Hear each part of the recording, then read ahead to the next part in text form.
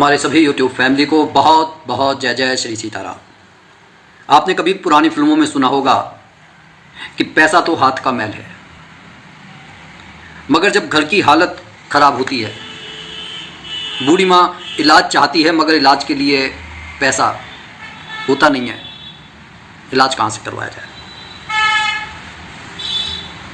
बूढ़े बाप की जिंदगी एक फटे कोट में कट जाती है, चप्पलें घिस गई, चेहरे पर उदासी है, मलाल है। अपने परिवार की तंगहाली की कसक उसके मन में है कि मैं अपने परिवार को कुछ दे क्यों नहीं पाया। बहन के रिश्ते टूट जाते हैं, गरीबी की बीमारी सारे घर को खाई जा रही है। दोस्त नाते रिश्तेदार देखते ही नज़र फेर लेते हैं, उनकी आंखों में कोई सम्मान, कोई प्रेम, कोई करुणा के भाव नहीं होते। कोई सहानुभूति के दो शब्द नहीं कहता। सहानुभूति के शब्द भी एक उससे कहे जाते हैं जिसके पास सब कुछ होता है।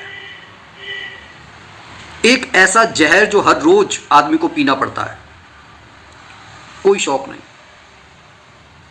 सिर्फ जिंदा रहने की और 2 वक्त की रोटी का जुगाड़ करने में जिंदगी गुजरी चली जा रही है, मानो कि बस वही एक मंजिल है, जिंदा रहना।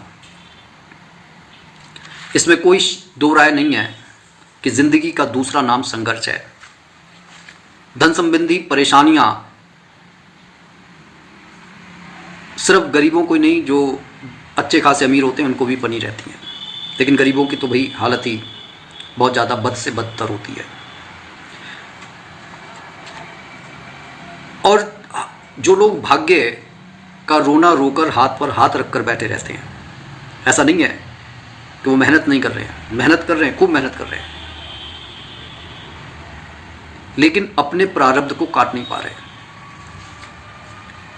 आपने कई बार अपने आसपास ऐसे लोगों को भी देखा होगा जो लोग मेहनत करने के बाद एक अच्छा मुकाम हासिल कर लेते हैं। एक फिल्म है वक्त, जिसमें बल्ला साहनी का रोल है। वो लोगों से कहता है कि भाई ये जो नसीब वगैरह कुछ नहीं होता, आदमी अपना नसीब खुद अपने हाथों से लिखता है। उसी समय मतलब भूकंप आता है, उससे पहले वो ये बता रहा होता है, देखो मैंने मेहनत की और आज इतना आलीशान मकान खड़ा कर लिया, आज मेरे पास मोटर है, गाड़ी है, बंगला है। उसी समय भूकंप आता है, सब कुछ तहस नहस हो जाता है, और फिर वो लास्ट तक ऐसा ही दिखाते हैं कि वो रिक्शा चला रहा है। मेरा कहने का ये मतलब है कि प्रारब्ध ने आपको अगर कुछ समझकर दे दिया, या कोई दुख आप काट रहे हो, तो जिंदगी भर ऐसा नहीं है कि वो दुख आपको काटना पड़ेगा। लेकिन आदमी की ये फितरत है कि अगर जीवन में कुछ अचीवमेंट कर लिया तो इसका मतलब कि मैंने मेहनत की थी, मैंने वो काम किया था, तब जाकर ये हासिल कर लिया। कुछ भी बुरा हो जाएगा तो उस समय एक सेकंड नहीं लगता भगवान को दोषी ठहराने में कि ये देखो ये सब कुछ उसका किया धरा है। आदमी यहां तक सोच लेता है कि अगर मैंने कुछ पाया है तो मेहनत से पाया है, अगर मेरे साथ कुछ गलत हो रहा है तो वो सब भगवान का किया धराया है। लेकिन ऐसे ही समय में जब दूसरा व्यक्ति के साथ कुछ बुरा हो रहा होता है तो हम कहते हैं कि भाई उसके तो कर्म ही ऐसे हैं, खराब कर्म है। तो ये आदमी की एक फितरत है। मैं उस फितरत में जाने की बात नहीं कर रहा, मैं बात कर रहा हूं कि प्रारब्ध किस तरीके से हमारे जीवन में बैरियर्स बनकर ना खड़ा हो जाए। आपको मालूम है कि इस समय भौमवती अमावस्या आने वाली है 17 तारीख को, उसके बाद में फिर शुक्ल पक्ष लग जाएगा। जो भी अमावस्या है उस समय पितरों को तर्पण अवश्य करना चाहिए। ये इसलिए भी खास है, देखिए, क्योंकि जो अमावस्या मंगलवार के दिन पड़ती है उसे भौमवती अमावस्या कह दिया जाता है। मंगल का अर्थ जहाँ पर जो पर्यायवाची है वो भौम है, उन्हें धरणीसुत कहा जाता है, अंगारक कहा जाता है। लेकिन मंगल का एक दूसरा अर्थ भी है कि जीवन में सुख समृद्धि और सभी का मंगल होना। मंगल अगर सही नहीं होता तो आप ये मानकर चलिए कि हमारे जीवन में पैसे की व्यवस्थाएं बिगड़ जाती हैं। सूर्य अगर ठीक नहीं होता तो आप ये समझ लीजिए कि हमारे जीवन में जो समस्याओं से लड़ने का पराक्रम नहीं मिल पाता। चंद्र अगर ठीक नहीं होता तो पैसा जो है स्थायी रूप से हमारे पास रुक नहीं पाता। बेकार का जो पैसा जो रोग में, शोक में, या मतलब धन बहे जा रहा है, आप कमाकर बड़ी मुश्किल से उसे पकड़ पा रहे हैं, वो धन बहे जा रहा है। आज के इस वीडियो में उस धन को किस तरीके से रोका जाए, किस तरीके से हम अपने घर परिवार में बरकत ला सकें, ये छोटा सा उपाय आप कीजिएगा। भौमवती अमावस्या के दिन आपको बड़ा लाभ होगा। पूरी श्रद्धा के साथ, पूरे विश्वास के साथ जब आप ये करेंगे तब आपको ये, जिसे कहते हैं ना कि क्विक रिजल्ट आपको मिलेगा। लेकिन श्रद्धा और विश्वास होनी चाहिए। ये जो मैंने अभी पीछे बात बताई कि जो करा मैंने करा, अगर कुछ बुरा हो गया तो भगवान ने करा, इस तरीके की मानसिकता से बाहर निकलना होगा। दूसरा, अपनी एनर्जी को कहीं वेस्ट नहीं करना। कई बार आदमी अपनी एनर्जी को खुद ही वेस्ट कर रहा होता है। वेस्ट करने के बहुत सारे तरीके हैं। एक बात अच्छी तरीके से समझ लीजिए कि ये जो शरीर है ये भी ऊर्जा का प्रतिरूप है। एक दिन जब ये नहीं रहेगा तब भी ये एक ऊर्जा में कन्वर्ट हो जाएगा। तो नेगेटिव ऊर्जा को आकर्षित करती है, पॉजिटिव ऊर्जा को आकर्षित करती है। जो कार्य किया जाए उसे पूरी लगन के साथ अगर आप करेंगे तो निश्चित ही आपको आपके अपेक्षित परिणाम मिलेंगे। अपनी बात को आगे बढ़ाने से पहले मैं इतना कहूँगा कि जो भी भाई बंधु बहन हमारे चैनल पर नए हैं कृपया सब्सक्राइब कर लें। कमेंट बॉक्स में इष्ट देव का नाम लिखना ना भूलें और ज़्यादा से ज़्यादा इसे शेयर करें ताकि दूसरे लोग भी लाभान्वित हो सकें। खासकर हमारी जो ऊर्जा है, जब हम दूसरों के बारे में चिंतन करते हैं तो आप ये मानकर चलिए कि ऊर्जा का जो फ्लो है वो जब उसकी तरफ जाएगा तो उसका फ्लो हमारी तरफ भी आएगा। अगर आप उसके लिए कुछ गलत सोच रहे हैं तो आप ये समझ लीजिए कि आप अपनी ऊर्जा को जो है पूरी तरीके से आप खराब कर रहे हैं, आप अपने लक्ष्य से भटक रहे हैं। क्योंकि शरीर एक है, मन एक है, लेकिन मन सिर्फ अपने लक्ष्य को तब हासिल कर सकता है जब वह अर्जुन की तरह सिर्फ एक दृष्टि रखे कि उसकी आँख, उसके मन में सिर्फ ये चले कि चिड़िया की आँख को भेदना है, तो निश्चित ही हमें सफलता मिलेगी। अदरवाइज मन भटकेगा, और जब मन भटकेगा तो किसी भी कार्य में मन नहीं लगेगा और जीवन में जिस लक्ष्य को हमें पाना चाहिए हम उसे प्राप्त नहीं कर पाएंगे।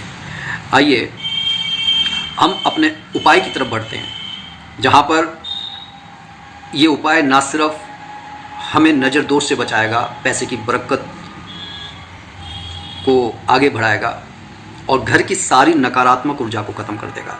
बार बार कहा गया है कि अमावस्या का दिन पितरों को जो है प्रिय होता है, तो उस दिन पितरों के नाम का एक दीपला अवश्य जलाना है तिल डालकर।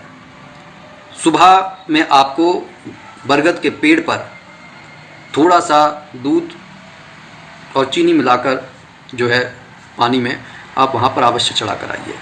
ये कार्य आप अवश्य कीजिए। और तीसरा, ये मत भूलिए कि ये दिन मंगलवार का दिन है, इसलिए महाबली हनुमान जी की पूजा आप अवश्य कीजिए।